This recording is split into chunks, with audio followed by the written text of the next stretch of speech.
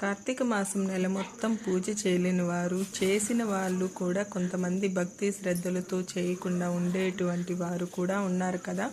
అలాంటి వాళ్ళందరూ ఈ పోలి పాడ్యమి, అమావాస్య పాడ్యమని కూడా అంటారు.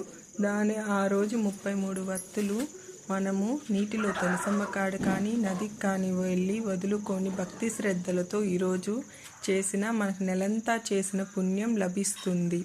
దీనికి ఒక ఇతిహాసం కలదు, శ్రద్ధగా ఆలకింపుము. పోలి స్వర్గమునకు వెళ్ళు కథ. అనగనగా ఒక చాకలది, దానికి 4 కొడుకులు 4 కోడళ్ళు గలరు.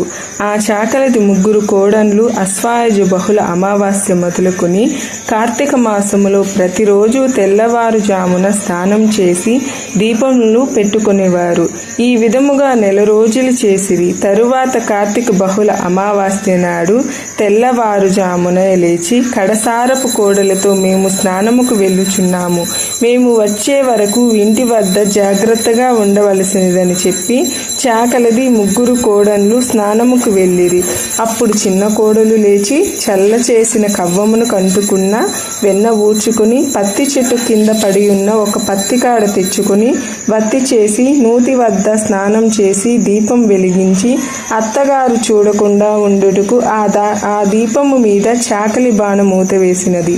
అప్పుడు దానికి ఆకాశం నుండి విమానం వచ్చినది.